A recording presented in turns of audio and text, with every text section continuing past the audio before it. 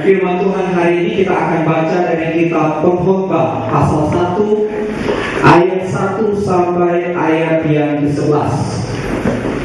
Pengkhotbah pasal 1 ayat 1 sampai ayat yang ke-11. Kita membacanya. Segala sesuatu sia-sia. Inilah perkataan pengkhotbah anak Daud raja di Yerusalem. Kesia-siaan belaka, kata pengkhotbah. Kesia-siaan belaka. Segala sesuatu adalah sia-sia. Apakah gunanya manusia berusaha dengan jerih payah di bawah matahari?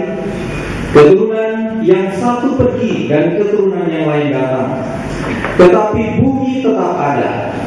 Matahari terbit, matahari terbenam, lalu terburu-buru menuju tempat ia terbit kembali.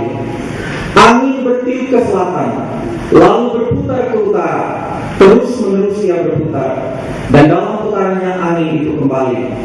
Semua sungai mengalir ke laut, tetapi laut tidak juga menjadi penuh. Kemana sungai mengalir, ke situ sungai mengalir selalu. Segala sesuatu menjemukkan, sehingga tak terkatakan oleh manusia.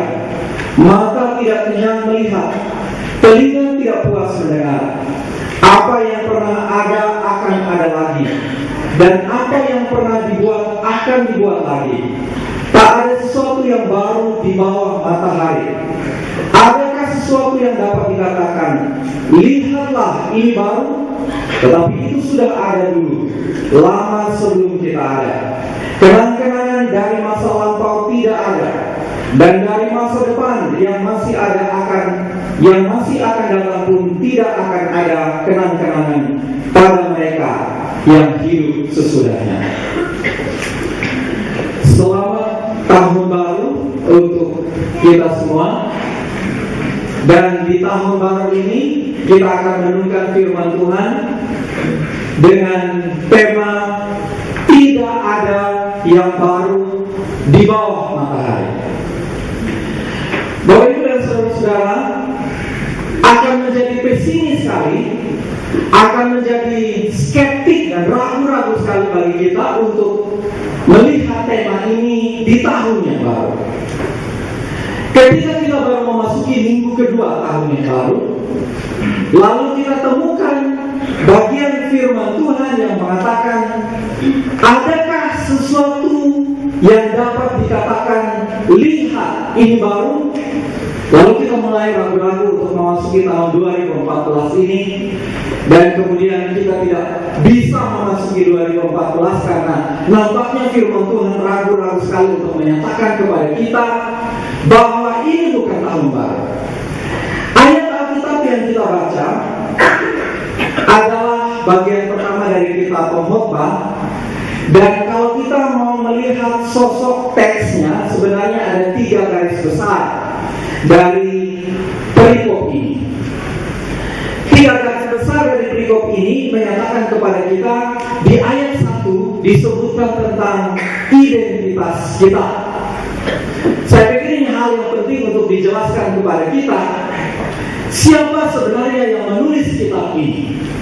Apakah dia jemaat awam, orang biasa yang tidak pernah mengerti tentang firman Tuhan? Apakah dia orang yang tidak mengenal Tuhan sehingga dia mengatakan bahwa tidak ada yang baru di bawah matahari? Karena itu nanti kita akan lihat nanti tentang identitas kita dalam pasal 1 ayat 1 ini. Tetapi juga bagian berikut adalah ajaran tentang kesia-siaan ditetapkan, dan doktrin utamanya dibuat di pasal 3 dan kemudian dijelaskan di ayat yang keempat. Tetapi tidak saja itu, penulis kitab Pengkhotbah ini kemudian menuliskan bukti dari ajarannya bahwa ada kesia-siaan, bahwa segala sesuatu itu sia-sia, maka dia memberi bukti. Dan kita akan melihat bersama-sama. Yang pertama kita lihat dulu tentang identitas kita.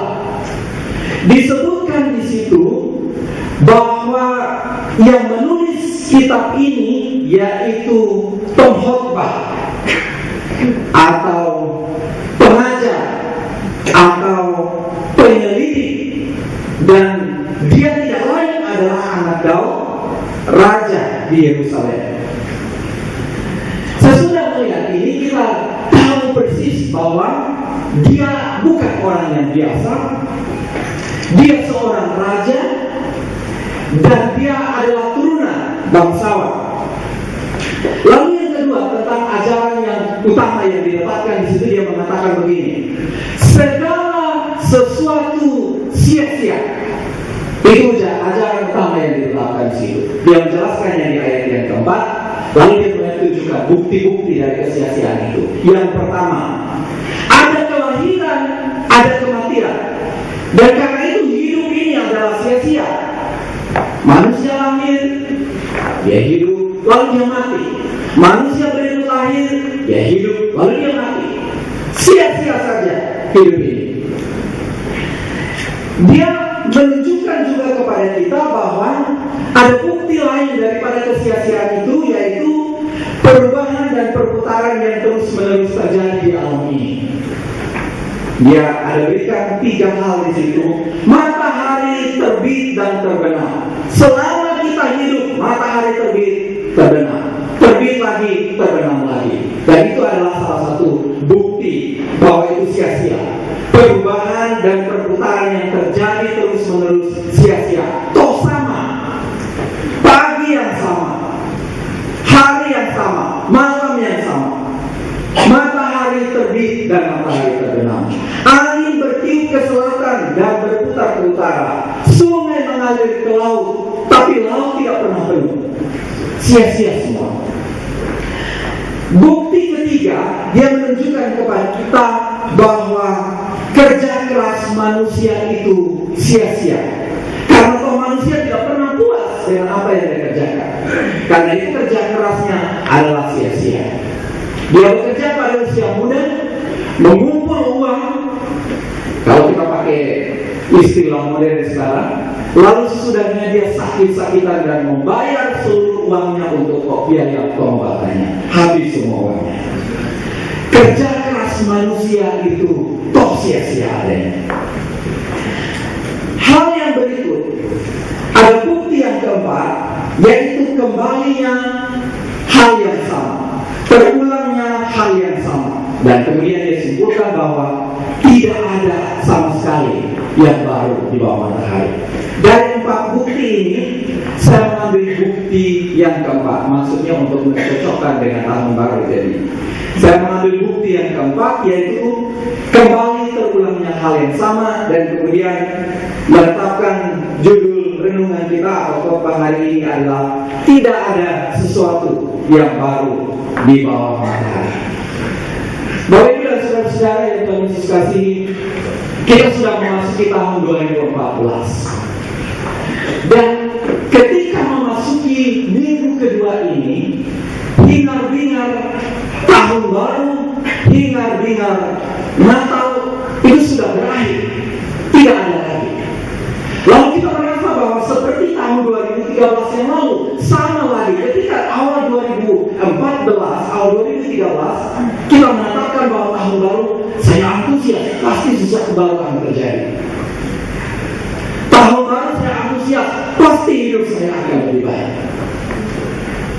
Tetapi ketika kita memasukinya, kita melihat bahwa memasuki minggu kedua, semua masih sama. Bangun tidur masih sama, harinya masih sama, kejahatan anak-anak saya justru semakin banyak 2014. Lalu kita bilang, wah, nampaknya bukan tahun baru. Ternyata segala sesuatu sia-sia. Apakah begitu?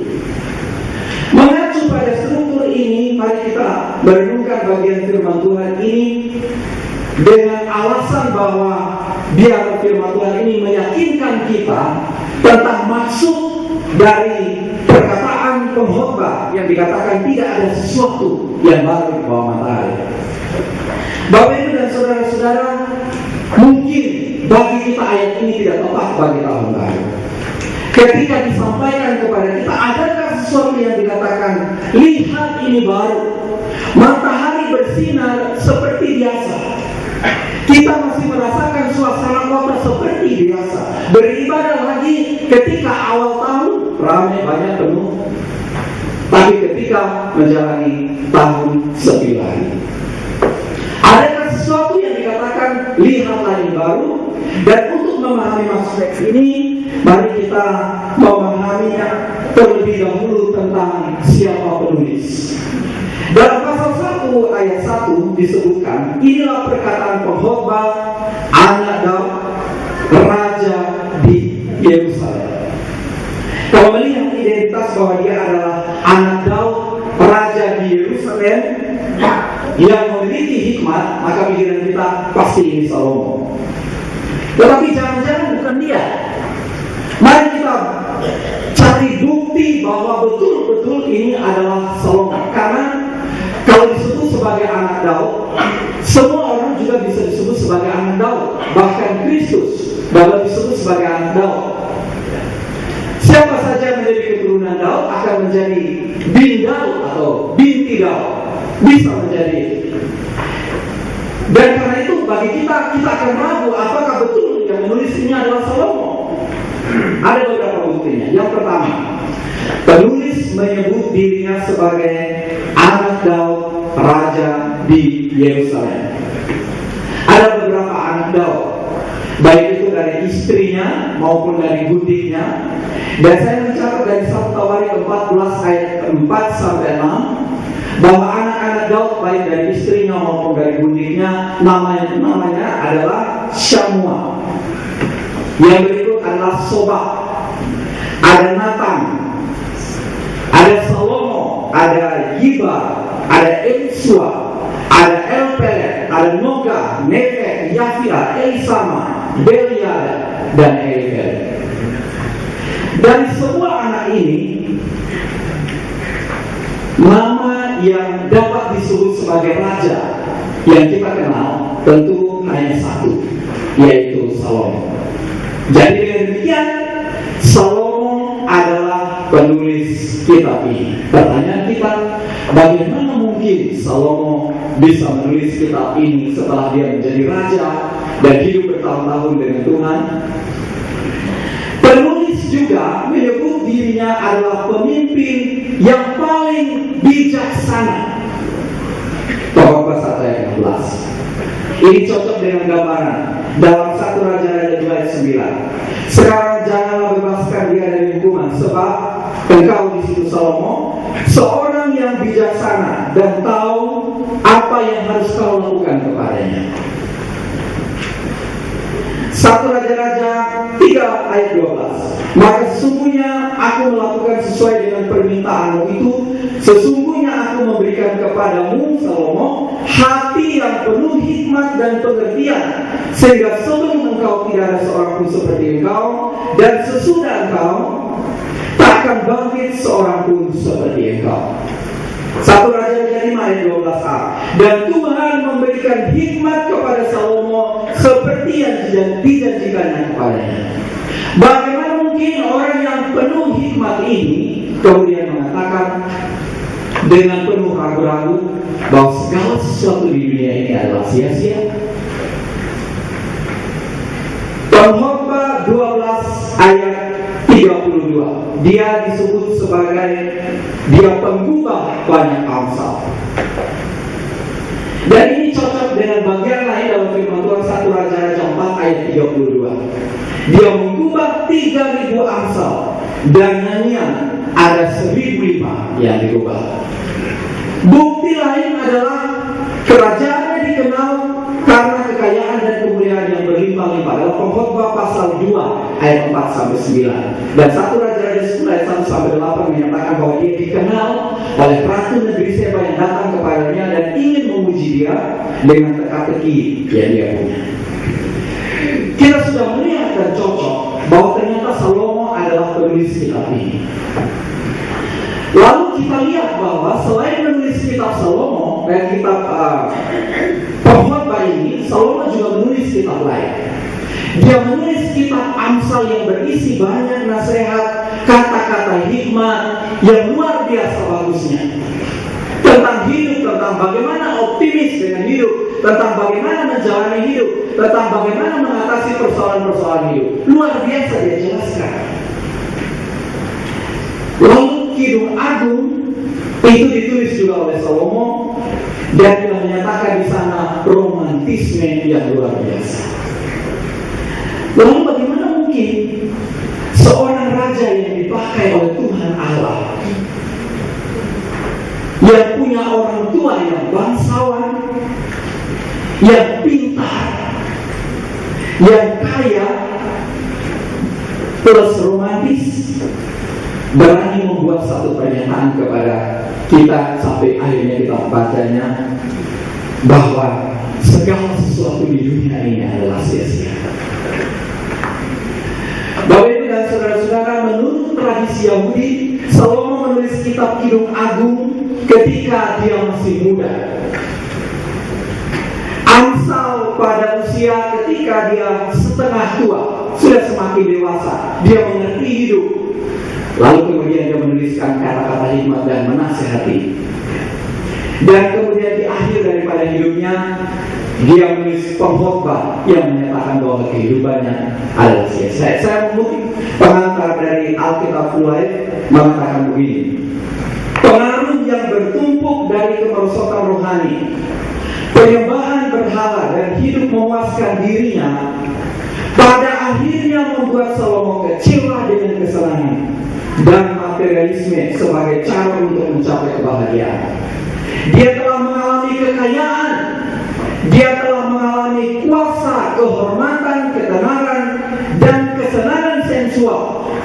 Tetapi semua itu akhirnya merupakan kehampaan dan kekecewaan saja, sehingga dia berkata, kesia-siaan belaka dia belum lagi. Dan kemudian dia menyatakan segala sesuatu sia-sia. Kalau Salomo seolah-olah sudah telat pada akhir hidupnya, pada masa muda dia begitu romantis, pada masa tua supaya tidak kelihatan romantismenya hilang, dia kelihatan lebih dewasa mengajarkan sesuatu kepada orang lain, maka dia menulis hikmat. Dan setelah dia sadar, saya sudah terlambat untuk mengerti kehidupan.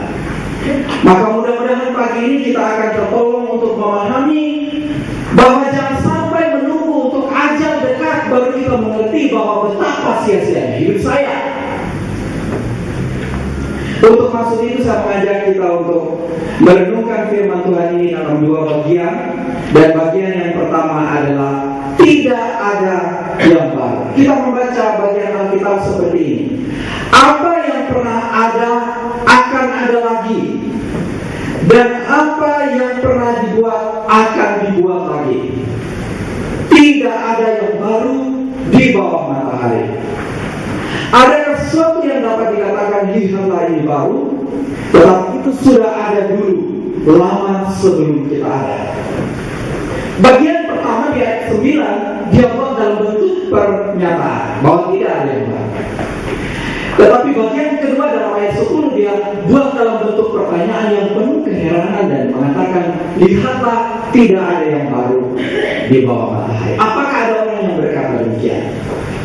Saya memahami bahwa ayat 9 ini adalah persoalan baru itu menyangkut dua hal. Dan dua hal itu yaitu perihal keberadaan baru yang disebut baru, dan perihal tindakan yang baru.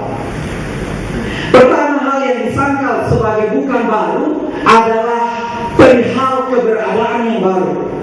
Dalam ayat kita disebutkan, apa yang pernah ada akan ada lagi. Saya meyakini bahwa keberadaan yang baru di bawah matahari ini memang tidak ada. Dan Allah sudah menciptakan segala sesuatu sempurna adanya, dan manusia hanya memanfaatkan hal-hal yang ada menjadi sesuatu yang baru. Tetapi kata ini sebenarnya dia punya arti tersendiri. Kata ada dalam bahasa aslinya diulang-ulang kata ini dengan berbagai versi arti. Dalam bahasa aslinya disebutkan bahwa kata ini berasal dari kata hayat, dan artinya ada beberapa yang saya catat, yaitu kenyataan atau keadaan yang terjadi atau muncul atau tampak eksis berada dalam kenyataan. Tetapi ayat 9 dan ayat 10 dari bacaan kita ini Dia memakai kata muncul, mengambil tempat, dan menjadi eksis. Menurut bagian ini dapat dilihat bahwa persoalan baru dan tidak baru itu menyangkut keberadaan atau eksistensi dari sesuatu itu. Kalau sesuatu yang baru muncul, sesuatu yang mengambil tempat, atau sesuatu yang eksis, biasa kita akan sebut itu sebagai dia ada. Karena itu kita mengukur ada dan tidak ada itu berdasarkan eksisnya sesuatu. Kalau sesuatu muncul, maka dia ada. Kalau sesuatu itu mengambil tempat, maka dia ada.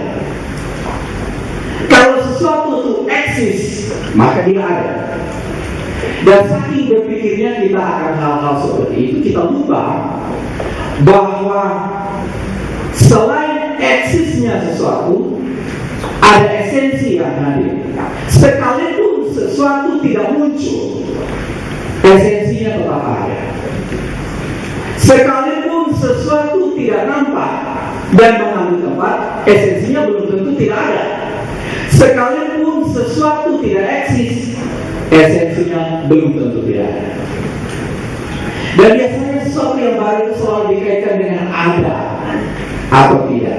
Tetapi ada bagian yang menarik dari bagian ini, ada kesejajaran antara kata ada di sini dengan ayat-ayat lain tentang kata ada untuk bisa memahaminya. 2 Tawarikh 29 ayat 36. Hizkia dan seluruh rakyat bersukacita akan apa yang telah ditetapkan Allah bagi bangsa itu, karena hal itu terjadi dengan tak disangka-sangka. Kata terjadi di situ dipakai kata yang sama dengan kata ada.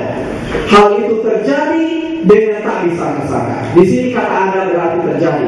Sesungguhnya Pengkhotbah 8 ayat 7, dia tidak mengetahui apa yang akan terjadi. Karena siapakah yang akan mengatakan kepadanya bagaimana itu akan terjadi? Dinyatakan juga dengan kata ada. Dan dengan demikian, maka ayat Alkitab kita dapat kita baca. Apa yang pernah terjadi akan terjadi lagi, dan apa yang pernah dibuat akan dibuat lagi. Tidak terjadi sesuatu yang baru di bawah matahari. Masalahnya, ada banyak peristiwa di dunia ini, ada banyak benda di dunia ini, ada banyak hal di dunia ini yang kita anggap sebagai peristiwa yang baru, hal yang baru, atau benda yang baru. Teknologi misalnya. Mungkin kita akan protes dan berkata bahwa di zamannya Nabi Nuh toh tidak ada yang namanya BlackBerry, belum ada. Bagaimana kita dapat mengatakan bahwa segala sesuatu itu tidak ada yang baru di bawah matahari? Ada seorang penafsir bernama Philip Ryken yang menulis begini: dalam era informasi sekarang ini, hal itu benar. Setiap hari kita melihat sebuah proses gambaran visual yang tidak berakhir seperti Comcast, YouTube, BlackBerry, Netflix. Kita dapat juga mendengar banyak suara dari iPod, iPhone, iTunes, TV, CD, dan MP3. Tetapi sesudah kita menonton dan mendengar, telinga kita dan mata kita tidak akan puas. Kita ingin melihat dan mendengar lebih banyak lagi. Segera kita akan mencari untuk mendengar yang baru atau melihat yang baru. Setiap kali yang kita dengar telah berakhir. Kita tidak akan merasa puas. Selalu ada satu hal yang lagi yang ingin kita lihat, satu game lagi yang ingin kita mainkan, satu lagu lagi yang ingin kita dengar. Dapatkah kita mengatakan memang tidak ada sesuatu yang baru di bawah matahari? Kita harus dengan tegas menyatakan betul, tidak ada sesuatu yang baru di bawah matahari. Kenapa demikian? Karena segala sesuatu yang diproduksi manusia itu sebenarnya bahan bakunya sudah ada, dan karena itu tidak baru. Kendati pun manusia mencoba untuk menciptakan segala sesuatu yang kelihatannya baru, eksis sebagai sesuatu yang baru, tetapi yang bahan bakunya sudah ada. di dunia ini. Karena itu tidak ada sesuatu yang baru. Segala sesuatu itu berasal dari alam, unsur-unsur alam yang sudah diciptakan, dan manusia hanya menemukan dan mengatakan bahwa hal itu baru. Dan lebih tepatnya, maka kita dapat menyebut bahwa temuan-temuan yang baru itu bukanlah hal yang dapat kita sebut sebagai sesuatu yang baru atau kreasi yang baru, tetapi mungkin kita dapat menyebut sebagai imitasi. Karena keyakinan kita bahwa di atas semuanya itu telah diciptakan oleh Allah lengkap seluruh bumi ini. Mazmur 24 ayat 1 berkata, Tuhanlah yang empunya bumi serta segala isinya, dan dunia serta yang diam di dalamnya. Wahyu 4 ayat 11 berkata, Ya Tuhan dan Allah kami, Engkau layak menerima puji-pujian dan hormat dan kuasa, sebab Engkau telah menciptakan segala sesuatu. Menciptakan segala sesuatu telah, dan oleh karena kehendak-Mu semuanya itu telah diciptakan. Tidak ada yang baru dalam hal terbit dan terbenamnya matahari, dalam pola cuaca, dan dalam tahun-tahun yang kita jalani. Lalu apakah tahun baru itu benar-benar tidak ada? Kita dapat memahami bahwa secara eksistensi dia ada. Tetapi dari esensinya, tahun itu berjalan terus-menerus. Dan karena itu hal yang perlu kita ingat bahwa tidak ada sesuatu pun di bawah matahari yang disebut baru. Yang bagian kedua berbicara tentang karya dan pekerjaan yang dulu akan terulang kembali. Dan itu adalah bagian yang dijelaskan sama dengan ada, akan terulang kembali. Dan dengan demikian matahari, di bawah matahari ini nampaknya Alkitab menolak segala sesuatu itu dapat disebut baru. Segala sesuatu itu diciptakan sempurna oleh Allah, finish oleh Allah, dan karena itu tidak dapat dikatakan bahwa itu adalah baru. Lalu mengapa suatu hal baru dapat kita sebut sebagai baru? Kalau kita membaca ayat yang ke-11, kenang-kenangan dari masa lampau tidak ada, dan dari masa depan yang masih akan datang pun tidak akan ada kenang-kenangan pada mereka yang hidup sesudahnya. Maka kita dapat mengerti, menurut ayat 11 ini, alasan kenapa kita tidak dapat memahami yang baru, kenapa kita menganggap sesuatu sebagai yang baru, karena ingatan kita tidak mampu untuk mengingat hal-hal yang sudah lewat. Langit sudah ada sejak lama, bumi juga telah ada sejak lama. Kekuatan alam dan hubungan-hubungan di dalamnya juga sudah ada sejak lama. Walaupun secara khusus ada hal-hal yang nampaknya baru, hati manusia masih tetap sama. Keinginan mereka masih tetap sama. Pengejaran mereka masih tetap sama, seperti waktu yang lalu.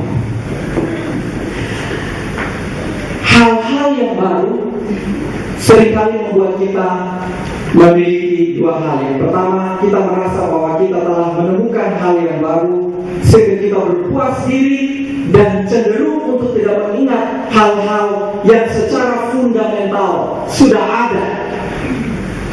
Ketika kita berada pada hal yang baru, seringkali kita akan lupa kepada hal-hal yang fundamental sudah ada. Di dalam kekristenan, Allah adalah pencipta langit dan bumi. Itu hal yang fundamental. Tapi ketika kita menemukan hal yang baru, kita lupa hal yang fundamental, bahwa Allah adalah pencipta langit dan bumi. Keselamatan hanya ada di dalam Yesus Kristus. Ketika kita menemukan ajaran yang baru, hal yang baru, kita mengatakan kita lupa hal yang fundamental. Keselamatan bisa di luar Yesus Kristus. Manusia sudah jatuh ke dalam dosa. Ketika kita menemukan hal yang baru yang mengatakan manusia hanya kesalahan saja, keseleo saja, kekeliruan saja. Hanya ada satu cara untuk menyelesaikan dosa, yaitu percaya kepada Yesus Kristus. Bukan tambahan, melakukan perbuatan baik. Hal-hal yang fundamental. Tidak ada jalan keselamatan lain selain di dalam Yesus Kristus. Hal yang fundamental. Tetapi ketika kita menemukan hal-hal yang baru, hal-hal yang fundamental itu seringkali kita singkirkan karena kita menganggap itu sebagai lama, tidak perlu, tidak penting lagi. Hal yang kedua, ketika kita menemukan hal yang baru, tidak jarang bahwa saat orang memiliki sesuatu yang baru, dia cenderung untuk menganggap bahwa hal-hal yang sudah lama itu adalah hal-hal yang tidak penting lagi. Yang kedua, manusia lalu mengharapkan kebahagiaan bukan kepada Tuhan Allah lagi, tetapi mengharapkan kebahagiaan kepada hal yang baru itu. Kebahagiaan diperoleh dari hal yang baru itu. Martin Henry berkata, seharusnya hal-hal yang baru itu mempercepat manusia untuk mencari hal-hal yang spiritual. Karena di dunia tidak ada yang baru, maka kita mencari hal yang baru yang dapat memberi kepuasan kita, bukan di dunia ini. Hanya dengan percaya kepada Yesus Kristus, maka Ia akan menjadikan kita ciptaan yang baru. 2 Korintus 5 ayat 17. Dan kita dapat melihat di surga atau melihat langit yang baru dan bumi yang baru. Wahyu 21 ayat 5. Yang kedua, di bawah matahari. Ungkapan di bawah matahari ini lebih dari 20 kali dimuat di dalam kitab Pengkhotbah ini, dan secara logika sederhana kita dapat memahami bahwa kalau mataharinya di atas bumi, maka di bawah matahari itu adalah bumi.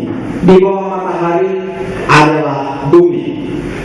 Saya mencatat beberapa ayat dari Pengkhotbah pasal 7 ayat 20. Sesungguhnya di bumi tidak ada orang yang saleh, yang berbuat baik dan tidak pernah berbuat dosa. Di bawah matahari, bumi. Ketika aku memberi perhatianku untuk memahami hikmat dan melihat kegiatan yang dilakukan orang di dunia tanpa mengantuk siang malam, maka nyatalah kepadaku bahwa manusia tidak dapat menyelami segala pekerjaan Allah yang dilakukannya di bawah matahari. Pengkhotbah 8 ayat 16 disamakan di dunia.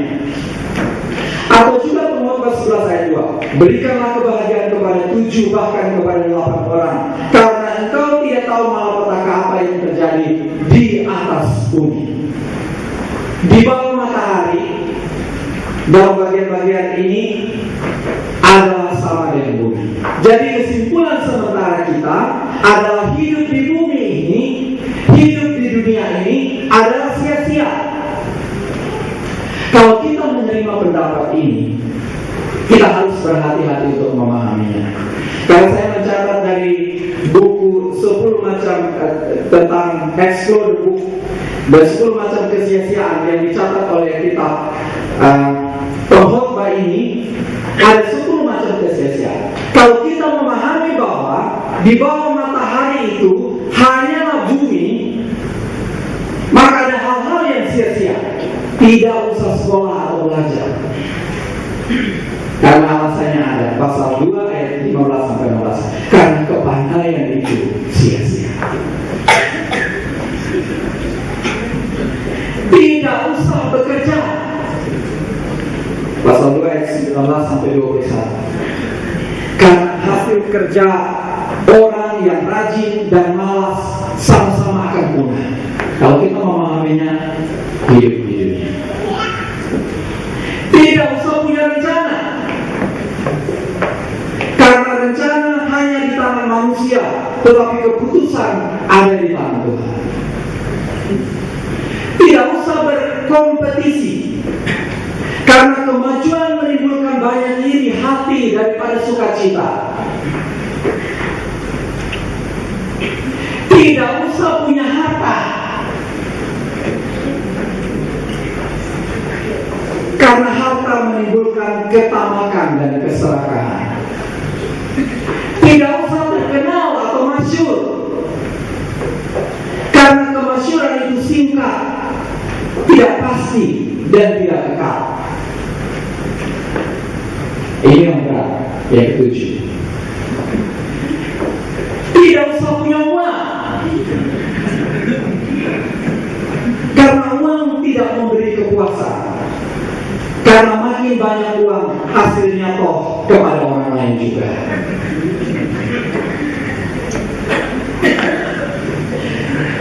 Tidak usah punya keinginan, karena keinginan akan membawa kepada kesengsaraan. Pasal 6 ayat 9. Tidak usah bersenang-senang, karena kegirangan itu hanya menutupi kesusahan yang tidak terhindari. Tidak usah punya pengharapan, karena pada akhirnya orang pasti lebih dihargai daripada orang benar. Pasal 8 ayat 10 sampai 11. Lalu kita berhenti sudah di sini. Selesai sudah. Karena tidak punya apa-apa di dunia ini, segala sesuatu tidak ada. Ungkapan di bawah matahari ini ternyata bukan saja sekedar berarti di dunia ini. Ungkapan di bawah matahari ini adalah sebuah idiom figuratif dalam bahasa Ibrani yang dapat berarti hidup tanpa Allah. Hidup manusia yang tanpa Allah akan menemukan bahwa segala sesuatu yang dia lakukan, segala sesuatu yang dia punyai, segala sesuatu yang dia miliki sia-sia adanya. Tetapi saya mencatat pendapat yang mengatakan, ada yang lain yang mengatakan bahwa arti yang lain daripada di bawah matahari itu adalah dunia fisik yang kontras dengan dunia yang spiritual. Ada rabi Yahudi yang menulis begini. Di dalam kitabnya pengkhotbah menulis bahwa tidak ada yang baru di bawah matahari. Yang dimaksud adalah dalam dunia fisik tidak ada yang diciptakan yang disebut baru dalam dunia fisik. Karena tidak ada sebuah penciptaan yang dapat disebut creation ex nihilo, artinya diciptakan dari yang tidak ada. Semua itu hanyalah mentransfer energi, mengumpulkan kembali bagian-bagian tertentu yang terpisah satu dengan yang lainnya ke dalam sebuah struktur yang berbeda. Segala bentuk hal modern seperti yang kita punya sekarang sudah eksis secara potensial. Tetapi dalam dunia spiritual, di atas matahari terdapat pembaharuan. Hanya pertobatan yang akan menjadikan segala hal menjadi diperbaharui. Dari kutipan ini, Bapak Ibu dan saudara-saudara, kita memahami bahwa di bawah matahari mungkin adalah dunia, mungkin adalah tanpa Allah, dan mungkin adalah dunia fisik. Lalu saya cenderung untuk mengatakan bahwa di bawah matahari adalah hidup tanpa Allah. Dengan merenungkan dua pernyataan ini, bahwa tidak ada yang baru di bawah matahari, maka mari kita kembali untuk memikirkan tentang kepuasan-kepuasan apa yang dalam pasal 2 dinyatakan yang dapat kita peroleh di bawah matahari. Di dunia fisik, di dunia materi, hidup tanpa Allah ini, kita terus-menerus memburu kepuasan. Dan itu diuraikan dalam ayat pasal 2. Apa yang membuat orang tidak pernah puas? Dalam bahasa Inggris ada 5W. Dan itu dinyatakan di dalam pasal 2. Yang pertama, wisdom. Orang tidak akan puas dengan mencari ilmu. Yang kedua, orang tidak akan puas dengan wine, anggur, kemabukan. Pasal 2 ayat 3. Sehingga ada lalu kalau 1 gelas tambah darah, 2 gelas naik darah, lalu selanjutnya dan selanjutnya sampai berdarah-darah. Tidak akan puas. Aku menyelidiki diriku dengan menyegarkan tubuhku dengan anggur, sedang akal budiku tetap memimpin dengan hikmat, dan dengan memperoleh kebebalan sampai aku mengetahui apa yang baik bagi anak-anak manusia untuk dilakukan di bawah langit selama hidup mereka yang pendek itu. Lain tidak membuat manusia menjadi puas. Di bawah matahari ada kepuasan, ketidakpuasan yang ketiga, yaitu wall atau tembok atau rumah. Pasal 2 ayat 4 sampai 6. Aku mengerjakan proyek yang besar, megah. Aku mengerjakan bagiku rumah-rumah yang dilengkapi dengan kebun-kebun, taman-taman, dan kolam-kolam. Dia tidak akan pernah puas dengan rumahnya. Sesudah dibangun, megah sekalipun, tidak akan puas. Tambah satu lagi. Yang berikut, ketidakpuasan di bawah matahari itu, pasal 2 ayat 7 sampai 8 adalah wealth, kekayaan. 1 Raja 10 ayat 21 menyebut bahwa Salomo adalah orang yang segala perkakas minumnya terbuat dari emas, dan segala barang di gedung hutan Libanon, nama gedung itu, terbuat dari emas murni. Tidak ada barang perak, sebab perak tidak dianggap berguna pada zaman Salomo. Semuanya terbuat dari emas. Belum lagi kereta kudanya, belum lagi budak-budaknya, maksudnya budak-budaknya tidak terbuat dari emas. Belum lagi kereta kudanya, belum lagi budak-budaknya, tetapi toh itu membuatnya untuk menyelidiki dan melihat lagi, dan kemudian mengkhotbahkan lagi, mengajarkan lagi bahwa segala sesuatu di dunia ini adalah sia-sia. Ada yang kelima, woman atau istri. Kita bandingkan pasal 2 ayat yang ke-8. Aku mencari bagiku biduan-biduan dan biduanita-biduanita, dan yang menyenangkan anak-anak manusia, yakni banyak budik, tidak tanggung-tanggung. 1 Raja 11 ayat 3 berkata, dia mempunyai 700 istri dari kaum bangsawan dan 300 gundik. Saya duduk dan membayangkan, yang saya bayangkan begini. Satu malam dia menginap di rumah satu istri. Berapa tahun dia kembali ke rumah istri yang pertama? Hampir 3 tahun. Kembali lagi ke rumah istri yang pertama, istrinya gigi satu sudah copot, menyambutnya dari. Tetapi dia kemudian mengatakan dia tidak puas dengan semua itu. Mudah-mudahan kita tambah lagi bagian ini dengan bukan woman, tapi juga man. Dia tidak puas dengan satu suami itu. Ada yang berikut, work. Pada zaman Salomo, bait Allah itu adalah bait Allah yang termegah. Tidak ada bait Allah yang dibangun semegah yang dibangun oleh Salomo. Tetapi pada akhirnya dia menyatakan bahwa dia tidak puas dengan semuanya itu. Bapak Ibu dan saudara-saudara, kita memahami bahwa Salomo adalah orang yang masa mudanya romantis.